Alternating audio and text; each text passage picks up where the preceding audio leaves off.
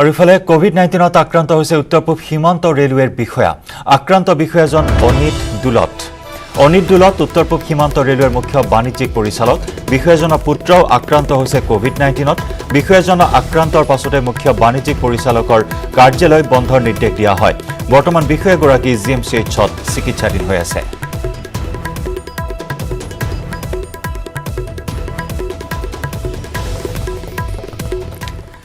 হুজাইত পুনৰ চেইন টানি ৰেলযাত্ৰীৰ পলায়নৰ অপচেষ্টা। হুজাই আৰু ধলপুখুৰী ৰেল ষ্টেচনৰ মাজৰ গোচৰা বস্তিত এই ঘটনা সংঘটিত হৈছে।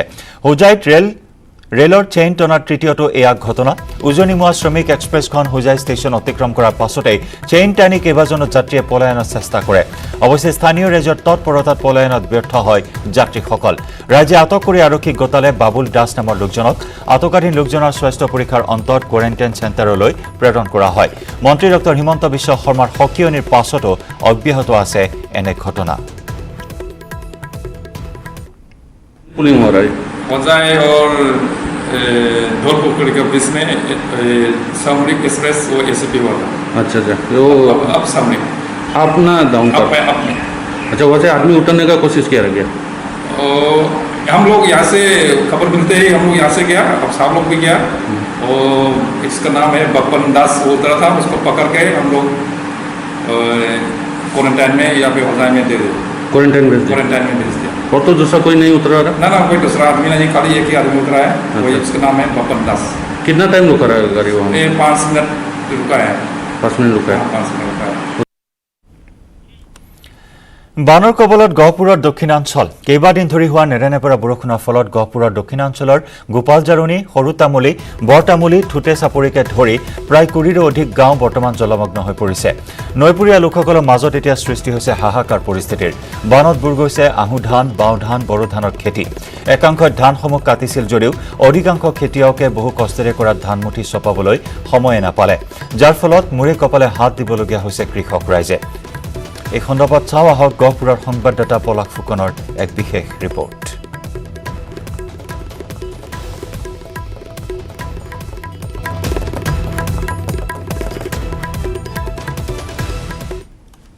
গহপুৰত এতিয়া বানে ধাৰণ কৰিছে সংহাৰী ৰূপ। আৰু মই বৰ্তমান উপস্থিত আছো গহপুৰৰ তলতলি বৰদলনি অঞ্চলত। নিশাটোৰ ভিতৰতে ব্ৰহ্মপুত্ৰৰ বাঢ়নী পানীয়ে সমগ্ৰ অঞ্চল প্লাবিত কৰি তুলিছে। মই কেমেৰাত দেখাইছো সামগ্ৰিক দৃশ্য। এই মুহূৰ্তত বানে প্লাবিত হৈ পৰিছে সমগ্ৰ অঞ্চল।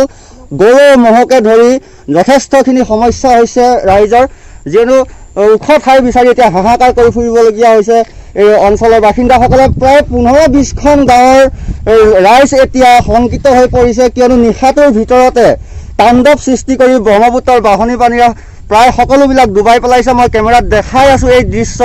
এক প্লাবিত অঞ্চল হৈ পৰিছে। বানে এক প্ৰকাৰ বিভীষিকাৰ সৃষ্টি কৰিছে। গহপুৰৰ যি ডাঠকলা, বৰদলনি, তলতলি, গোপালজাৰণীকে ধৰি প্ৰায় 20-25খন গাঁও বৰ্তমান বানৰ কবলত আৰু পানীৰ তলত বুৰ গৈ আছে। মোৰ সৈতে আছে বানপীড়িত লোকসকল আছে, যিয়ে ওখ ঠাই বিচাৰি এতিয়া নিৰাপদ আশ্ৰয় বিচাৰি এতিয়া ৰাস্তাৰ ওপৰলৈ ওলাই আহিছে। মোৰ সৈতে আছে, মই কেমেৰাত দেখাইছো। দাদা কওকচোন, কেনেকুৱা ধৰণৰ সমস্যাৰ সৃষ্টি হ'ল আৰু নিশাটোৰ ভিতৰতে বানপানীয়ে সমগ্ৰ অঞ্চল বুঢ়াই পেলালে নেকি? আজি ৰাতিৰ ভিতৰতে বানপানীয়ে বুঢ়াই পেলালে। এয়া মেটেকা আনিছে ধুমধাম, আহু খেতি তল গ'ল, কিছুমান শালি ধানৰ কঠীয়া তল গ'ল। গৰু ম'হৰ কাৰণে আলৈ বিলৈ হৈ গৈছে। ওখ ঠাই বিচাৰি এতিয়া গৰু খেদিব নিবলগীয়া হৈ আছে।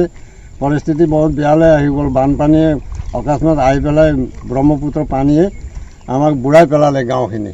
আপোনালোকে যিখিনি আপোনাৰ শালি ধানৰ কঠীয়া পেলাইছিলে বা যিখিনি আহু ধান, বড়ো ধান আছিলে, সেইখিনি বৰ্তমান পানীৰ তলত নেকি? পানীৰ তলত ছাৰ, এইখিনি গোটেই পানীৰ তলত গ'ল, কঠীয়া তলত গ'ল। পকা ধান কাটিবলৈ পৰা নাই, পানীৰ তলত গৈ আছে। আৰু গৰু ম'হ ছাগলীৰ কাৰণে আলৈ বিলৈ হৈ আছে। ৰাইজৰ হাৰাশাস্তি, কষ্ট, ভেটি নাই। ওখ ভেটি বিচাৰি এতিয়া গৰু ম'হ ল'বলগীয়া হৈ আছে। বাকী এইখিনি আজি ৰাতিৰ ভিতৰতে পানী অকস্মাত আহি পেলাই ধুমধাম মেটেকা আনি পেলাই খেতি পথাৰ নষ্ট কৰিছে। কেনেকুৱা সমস্যাৰ সৃষ্টি হৈছে? যিখিনি পশুধন আছে, আপুনি দেখিছো পশুধনসমূহ আপোনালোকে নিৰাপদ স্থানলৈ আনিবলৈ চেষ্টা কৰিছে।